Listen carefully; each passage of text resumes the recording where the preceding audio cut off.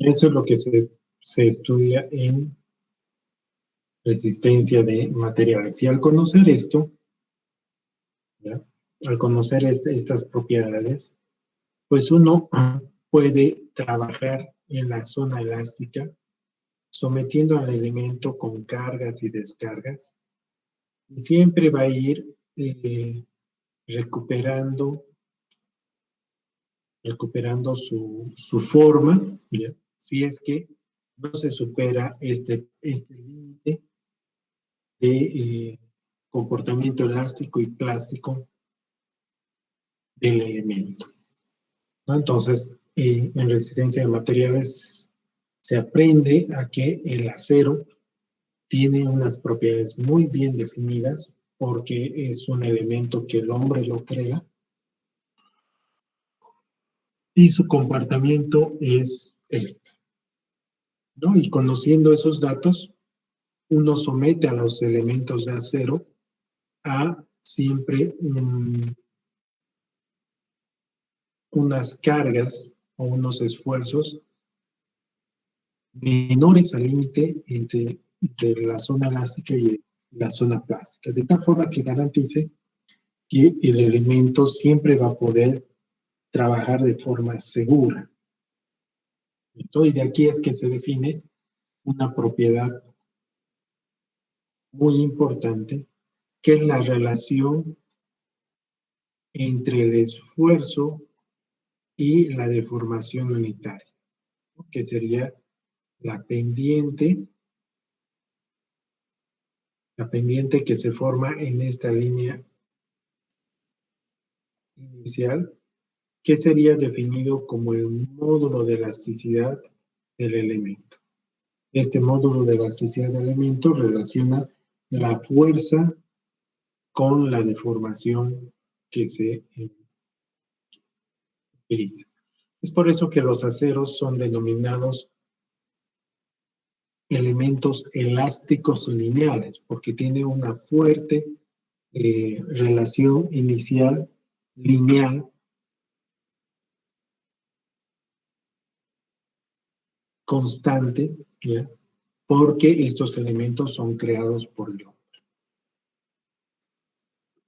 Entonces, al conocer el módulo de elasticidad, se puede utilizar ese valor para poder predecir cuánto es lo que se va a deformar este elemento ante cierta aplicación de esfuerzo. Y esto es la teoría de elasticidad que se ve en resistencia de materiales 1. Esta misma teoría se va a aplicar a lo que es la mecánica de suelos 2, sin embargo, tomando en cuenta que el suelo, esta relación de acá, lineal, elástico lineal, y luego plástico es de aceros, ¿ya? Pero el suelo presenta una gráfica más o menos así. En ningún momento la relación de esfuerzos y deformaciones que se producen en el suelo es parecido a una recta.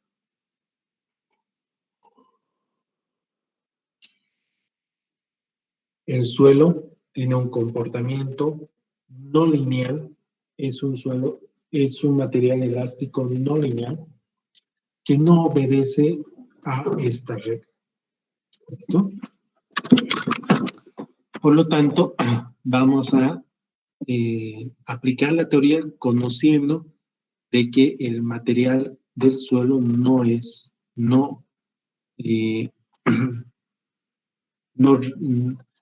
se rige por esta teoría al pie de la letra, sino que es una aproximación.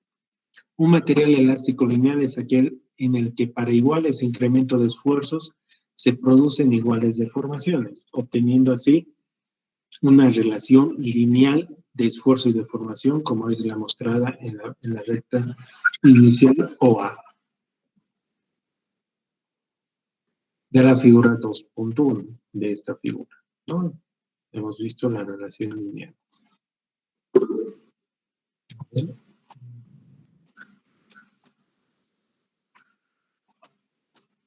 Sí, Leonel. ¿Tienes alguna pregunta? Rivero Pérez, ¿alguna pregunta?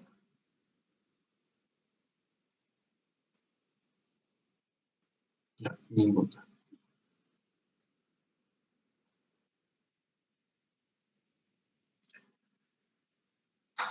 La pendiente de esta recta es igual al módulo de formación. En un material elástico lineal, el módulo de formación es igual al módulo elástico tangente inicial y este último se define como la tangente de la curva de esfuerzo de formación trazada en el origen. En materiales que obedecen el comportamiento elástico lineal, la ley de Hooke es aplicable y pueden, por tanto, determinarse a través de esta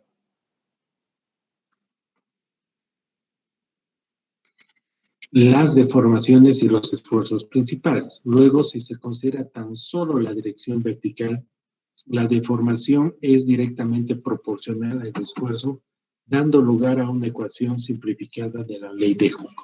Esta se halla en relación de la siguiente ecuación, ¿no?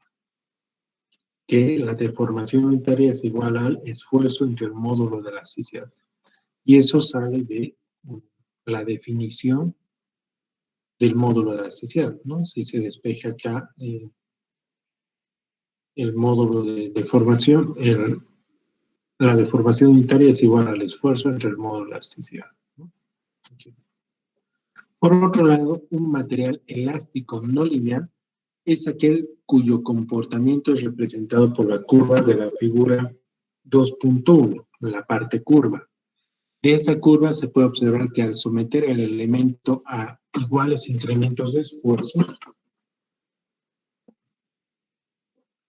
se obtienen diferentes valores de deformación, pero al producirse la descarga, el elemento recobra su configuración original. En un material elástico no lineal, el módulo de deformación y el módulo elástico tangente son iguales a la pendiente de la tangente trazado a la curva en un punto de consideración. El módulo secante es la pendiente de la línea que une el origen con algún punto deseado de la curva de esfuerzos y deformación. Ya que hay que puntualizar lo siguiente. Como esta es la curva que se genera en un ensayo de suelos, ¿ya? Para ver la relación entre el esfuerzo y la deformación unitaria, se definen varios tipos de módulos de elasticidad, ¿ya? El módulo de elasticidad tangente sería el tangente inicial, sería una recta tangente en el punto de inicio de la curva, ¿ya? De tal forma que la pendiente que se forma de esta recta solamente toque en un punto de la curva y que sea tangente a este, ¿ya? Entonces aquí se define el módulo de elasticidad tangente. Ya podemos definir aquí, vean, en este punto se define esta recta que sería el módulo de elasticidad tangente en ese punto. Ya, y la pendiente sea la relación de esfuerzo y deformación en este rango de esfuerzos. Luego se puede definir un módulo de elasticidad secante, ya, definido en cualquier punto de la curva y uniendo ese punto con el origen, de tal forma que se define el módulo de elasticidad secante, ¿ya? De este punto con el origen. Y esa pendiente sería el módulo de elasticidad secante. Cuando es el acero, tanto el módulo de elasticidad tangente inicial, es decir, del inicio de la curva, y el módulo de elasticidad secante en un punto dado, en la zona elástica, da los mismos valores que el módulo de elasticidad original. En cambio, en el suelo, para un punto dado, ya vean que para este punto, el módulo de elasticidad tangente y el módulo de elasticidad secante es diferente. Un momento, por favor.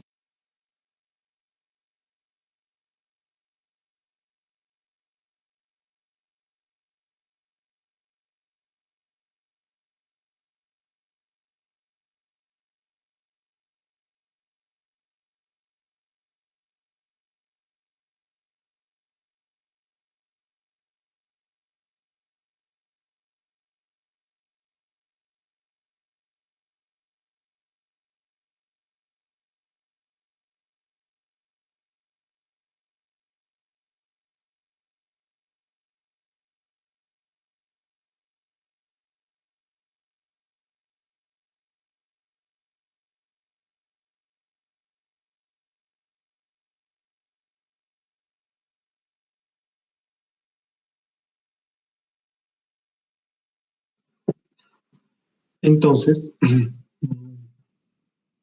para un mismo punto, se pueden tener diferentes valores del módulo de elasticidad definidos por su concepto de tangente o secante o inicial en el suelo. Pero en el acero, todos estos valores son el mismo.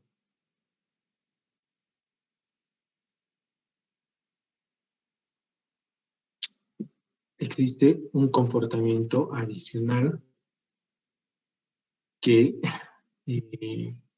existen materiales, entre ellos el suelo, que no recobran su configuración original después de la descarga.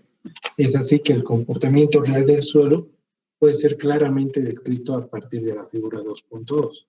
Veamos esta figura y tengamos en cuenta que el comportamiento de carga y descarga del acero presenta el siguiente comportamiento. ¿No? Vamos a comparar lo que ocurre en el material del acero cuando se carga y descarga en etapa de la zona elástica. Lo que pasa en el acero es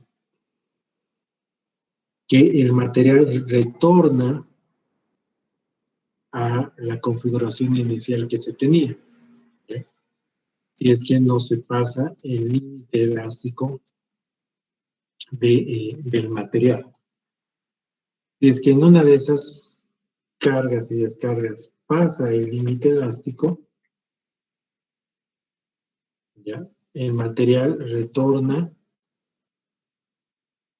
y se genera una deformación permanente que es producto de la zona plástica, ¿ya? Y esto antes de que llegue a la falla, ¿ya?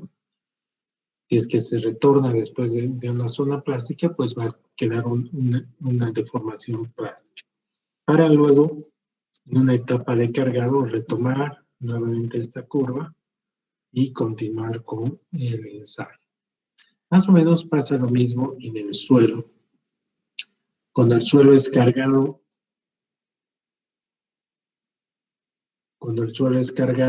y descargado, no necesariamente hay un límite elástico, sino que la curva que se genera, ya la curva que se genera en relación del esfuerzo y deformación, se ve interrumpida y sí o sí se genera una deformación plástica, ¿ya? En cualquier punto de esta curva.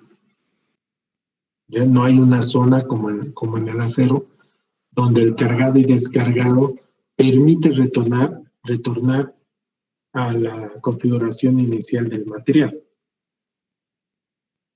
Esto lo pueden realizar comprobando cuando ustedes se van acercando a un charco o a un río. A medida que van caminando, pues ustedes van a dejar huellas en el suelo. La presión que ustedes le están dando con su propio peso a través de sus pies, ¿no? Genera un esfuerzo en el suelo. Y cuando ustedes se levantan, están descargando ese esfuerzo. Y siempre va a quedar una huella. Es porque el suelo es un elástico, es un material definido elástico no lineal, como está definido acá. Las deformaciones que ocurren durante la carga consisten en dos partes, una parte elástica recuperable y una parte plástica no recuperable. Debido a que una parte de la reacción de la carga es elástica y la otra parte es plástica, el suelo es considerado como un material elastoplástico, siendo la determinación de las deformaciones plásticas la más importante, ya que estas constituyen las deformaciones permanentes del suelo. El valor del esfuerzo en el cual se inicia la deformación permanente es denominado esfuerzo de fluencia. A pesar de que el suelo es un material elastoplástico, considerarlo como un material elástico tiene como una de sus principales ventajas la suposición de que los parámetros elásticos del suelo, es decir, el módulo de deformación y el coeficiente de Poisson, son constantes. Sin embargo, a pesar de todo, existe similitud entre el comportamiento real del suelo y el de un sólido elástico lineal, sobre todo cuando se trabaja con deformaciones pequeñas. Una deformación es considerada pequeña en función de la rigidez del suelo. El módulo de elasticidad no es constante en el suelo. Y eso se demuestra en su curva de esfuerzo y deformación. No es constante. Y la variación del módulo de elasticidad a lo largo del desarrollo de deformaciones y de esfuerzos está en función de la rigidez del suelo, como se muestra en esta gráfica, donde para deformaciones pequeñas un valor muy grande. Para deformaciones intermedias, vamos a hablar de las deformaciones unitarias entre 0.001 y 1, varía en un rango sustancial, y para deformaciones grandes mayores al 1% de la deformación unitaria, el módulo de elasticidad es casi constante, pero muy bajo, ¿ya? Entonces, considerando esto, se puede aplicar la teoría del módulo de elasticidad, ¿ya? Del módulo de elasticidad a la teoría del suelo, como se presenta en esta gráfica. ¿Ya? El asentamiento inmediato en arcillas o en cualquier material obedece a un reordenamiento de partículas de sólidos dentro de un volumen unitario entre las partículas del suelo y el agua, ¿ya? Unitariamente se puede ver que el reordenamiento de las partículas de los suelos obedece más a un drenaje del agua, la expulsión del agua de las partículas de los espacios vacíos que se encuentran entre partículas de los suelos. De esta teoría, ya vean que la deformación unitaria es la variación de la altura con respecto a la altura inicial, y reemplazando esta ecuación en la fórmula del módulo de elasticidad, se puede generar una ecuación general, ¿ya? Que puede ser escrita como la variación de altura es igual a 1 sobre el módulo de elasticidad multiplicado por la variación de esfuerzos verticales multiplicado por la altura inicial del espesor. Esto transformado en una notación en el cual la variación de altura es el asentamiento que se produce, que es igual a 1 sobre el módulo de elasticidad, por la variación de esfuerzos, que sería producto de la carga neta. Entonces, este sería la carga neta, multiplicado por la altura, por el espesor del estrato sometido a la carga. Esta es la ecuación general para el asentamiento inmediato. A partir de esta ecuación es que se han desarrollado varios métodos de cálculo, como ser Davis-Paulos, está Cousinet, está Jambu y está Schmermann. Y de todos estos métodos, ¿ya? Vamos a ver solamente Jambu y Schmermann, porque son los más representativos. Este método que se presenta acá de Burland, de Skempton, ¿no? Lo vamos a pasar, porque esta es la base para el de Jambu. El Jambu es de 1956. Entonces nos vamos a enfocar en cálculo de asentamientos inmediatos para estratos de arcilla por el método de Jambu y para estratos de arena por el método de Schmidt, que es cuando se presenta el caso en que el espesor del estrato del suelo de una fundación. Jambu en el 56 desarrolló una solución para la determinación para luego aplicar una carga a través de una fundación flexible. Donde tiene la base, ¿ya? Esta es la base de la ecuación general, que es 1 sobre el módulo de elasticidad multiplicado por la carga neta multiplicado por el ancho B, multiplicado por dos coeficientes sobre el estrato. En este caso, Carrier, el de 68, desarrolló unas modificaciones a las gráficas que nos permiten calcular funcionan de esta manera. El A0 está en función de la relación del nivel de fundación y el ancho B,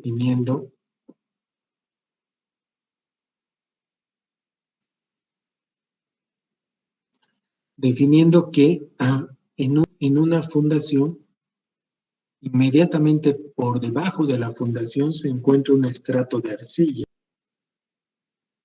conocido, y por debajo de esta un material rígido que sea otro tipo de material, tal vez una grava, una arena o también una arcilla rígida, ¿ya? Otro tipo de arcilla, de tal forma que se pueda calcular el espesor del estrato de arcilla que está por debajo de la carga neta. ¿Ya? Entonces aquí se define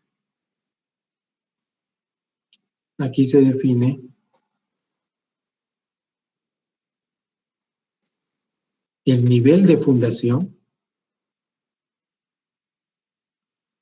donde está la carga neta, el ancho de la fundación y el espesor del estrato de arcilla compresible, que se va a comprimir. ¿Ya? Entonces, este es el espesor del estrato que queremos calcular el asentamiento inmediato. Si tenemos definido esta situación, se puede aplicar Jambu. ¿Ya?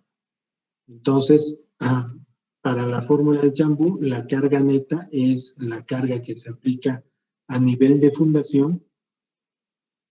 El ancho B es este ancho de la fundación. El módulo de la elasticidad, como es una arcilla, se calcula en condiciones no drenadas, que sería el módulo de elasticidad no drenada. Y en esta ecuación se tienen que calcular estos dos coeficientes, A0 y A1. Para calcular el coeficiente A0, se tiene que entrar a esta gráfica donde en la parte inferior se tiene la relación entre el nivel de fundación y el ancho B. Este es el nivel de fundación y este es el ancho B. La relación de ambos, ¿ya?, nos da un cierto valor y elevando una horizontal en ese valor se choca esta gráfica. Donde choca esta gráfica se traza una horizontal que nos permite calcular el coeficiente A0, que está entre un valor entre 0,7 y 1, y 0,95, 0,98. ¿Ya? Aquí realmente hay que hacer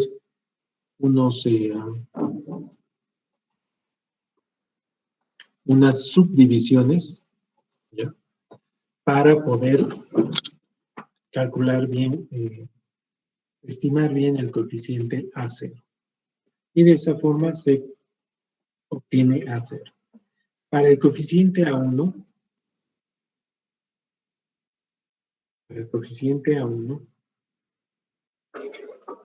se entra a esta gráfica donde se tiene que tener la relación de H entre B, siendo H el espesor del estrato de arcilla que está por debajo de la carga neta y está limitado por el estrato rígido en la parte inferior. Ya la relación H entre B es el espesor del estrato que estamos queriendo calcular entre el ancho B. Esta relación hay que trazar una vertical hasta que choque a una de estas curvas que está definido por la relación entre la longitud y el ancho de la fundación. L sobre B es igual a 1 y esta es, si L sobre B es igual a 2, esta es la curva. Si L sobre B es igual a 5, como está en este ejemplo, donde se choque esta intersección, se traza una horizontal y se determina lo que es el coeficiente A1. Y aquí hay unas relaciones de 5, 10, 20, 50, 100, hasta más allá, ¿no? Lo que se tiene que hacer acá es, si la relación es de 3 o 4, hay que trazar unas pedas, ya ambas curvas, y poder determinar el coeficiente A1. ¿Listo?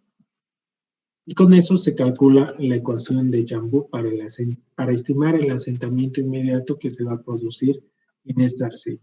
El coeficiente A0 y A1 no tienen unidades, la carga neta tiene que colocarse en kilopascales, el ancho B en metros y el módulo de la sismicidad también en kilopascales, de tal forma que kilopascales con kilopascales se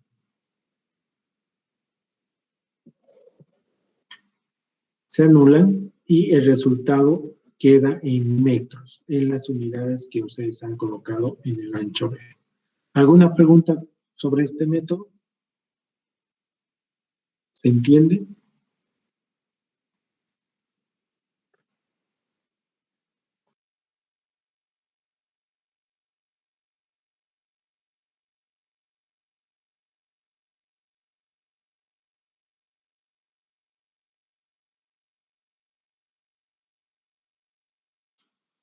Con respecto a la página, estamos en la página 112 del texto y del PDF es la página 15.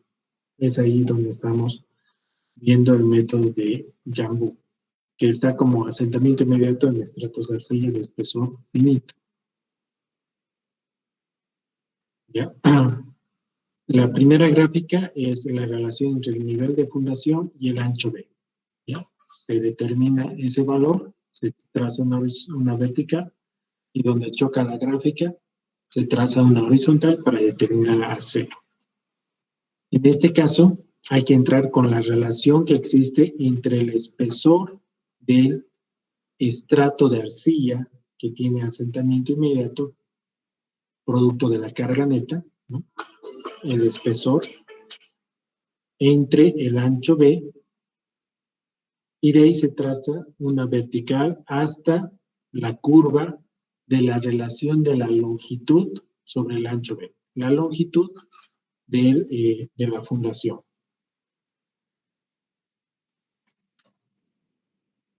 Donde se intersecte, se traza una horizontal y se determina el coeficiente A1. ¿Se entendió?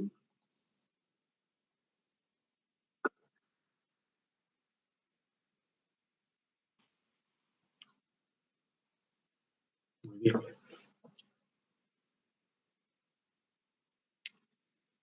Ahora, ciertamente, Jambu funciona si es que tenemos un estrato de arcilla identificado en estas condiciones, ¿ya? Cuando tenemos estas condiciones, es posible aplicar estas gráficas y esta ecuación.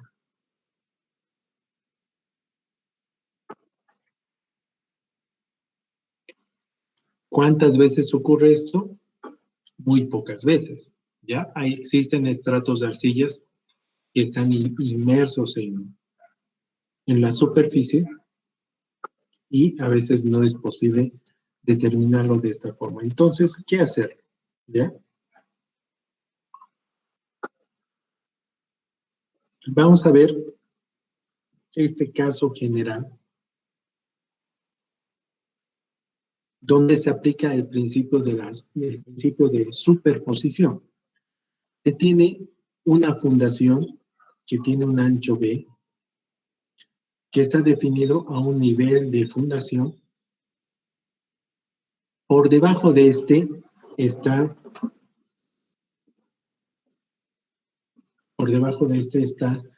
un estrato de arena y por debajo de este está un estrato de arcilla de un espesor finito y por debajo de este un estrato de arena. Entonces, acá no se cumple la condición inicial de Jambu. Vean que la condición inicial de Jambu es que inmediatamente después de la carga neta se encuentra se encuentra, una arcilla. Ya, un momento, por favor.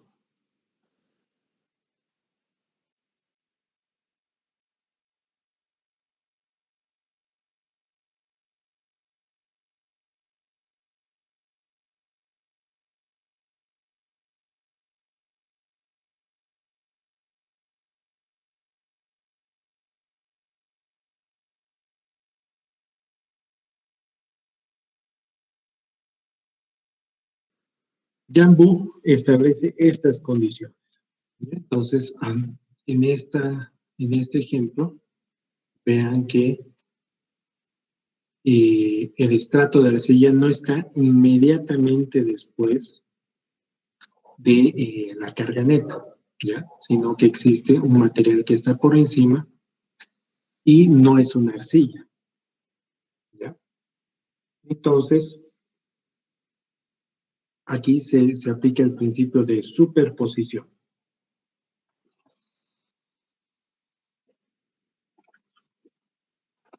Que consiste en, primero, asumir, ¿ya? Asumir que existe un estrato de arcilla hasta la parte más baja de este estrato y este cumple con las condiciones de Jambu.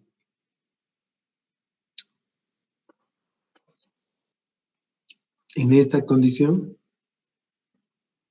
aplicar lo que es Jambu, porque así sí se cumple, ¿no? Entonces, se aplica el coeficiente A0 y el coeficiente A1 con la relación de el espesor del estrato, que en este caso sería este estrato, esta altura de estrato de arcilla, entre el ancho B y se determina A1, de tal forma que se puede calcular el asentamiento inmediato en esta primera condición, que es el asentamiento inmediato en la condición A, ¿no? Y luego se asume un estrato de arcilla hasta la parte superior del estrato, ¿no? Como está en esta figura, y se asume que sea la misma arcilla, ¿ya? Pero tiene este otro espesor, de tal forma que se vuelve a calcular Jambu porque esta condición cumple con las condiciones de Jambu y es otra la relación de H sobre B, porque es diferente, y se calcula un A1 diferente y por lo tanto se calcula un asentamiento inmediato por Jambu en esta condición. La diferencia de estas dos condiciones es el asentamiento producido en este estrato de arcilla. ¿Ya? Por eso es el principio de superposición. ¿Se entiende este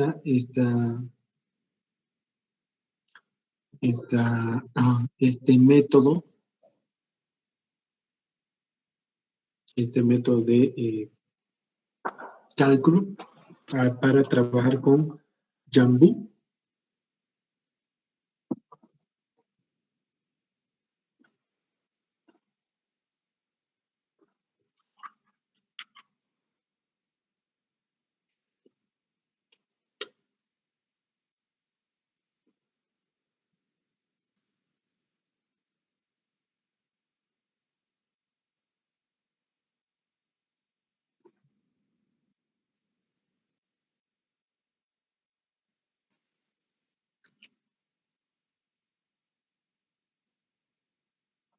Esto lo que les he explicado está determinado acá, ¿no? Está explicado en este pequeño párrafo que dice que se tiene un estrato de espesor delgado debajo de un estrato de fundación.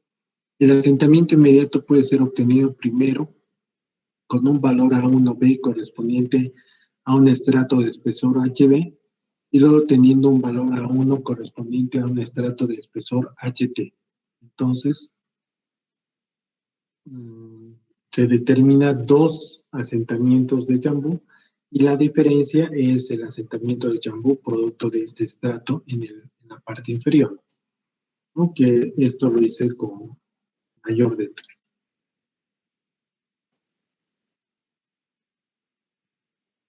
Esta parte de determinación del módulo de necesidad apropiado a utilizarse en el cálculo de asentamientos es un punto en el cual, como ustedes pueden ver, la fórmula, ¿ya? La fórmula, estos coeficientes, están en función de la carga neta, que la podemos determinar, el ancho B, que lo podemos definir, los espesores que se pueden determinar, todo es posible medirlo con cierta precisión, pero el módulo de elasticidad es un valor muy importante que define el asentamiento. Por lo tanto, en esta parte se explica de dónde salen estos módulos de elasticidad, ya sea para arcillas en condiciones no drenadas o para arenas en condiciones drenadas. Toda esta parte yo los dejo a su lectura, que es de dónde sale el módulo de elasticidad en forma de los ensayos. Para el día de mañana, ya escúcheme bien, vamos a entrar a asentamientos granulares, que es asentamientos inmediatos, donde se ve el método de Burland. Bueno, en realidad se presenta el método de Burland y de Sharif y de Schmerman. El asentamiento que vamos a ver el día de mañana va a ser el de Schmerman, puesto que el de Sharif y el de Burland son dos métodos muy antiguos y el que más precisión tiene, el más relevante, es el método Schmerman. ¿Ya? Entonces, el día de mañana vamos a ver el método Schmerman y para eso requiero que estudien el punto anterior, que es de dónde salen los módulos de elasticidad, y este método Schmerman que está presentado en la página 131 del libro o de la página 34 del PDF.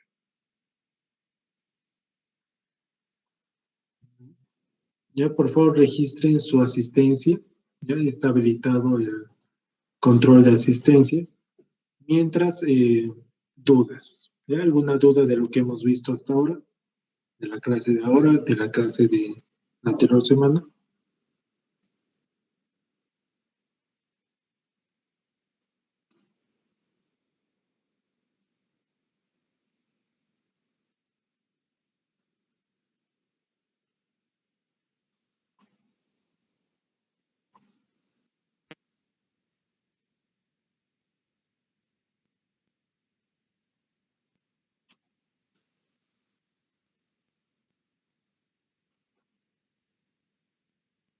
Tengo una reunión del comité de autoevaluación. ¿Ya? El día de mañana vamos a continuar con el método Schmerman. ¿Ya? Por favor, requiero que ya estudien ese método y el día de mañana vamos a ver la forma de calcular en asentamientos inmediatos en suelos granulares. ¿Ya? Gracias, hasta luego.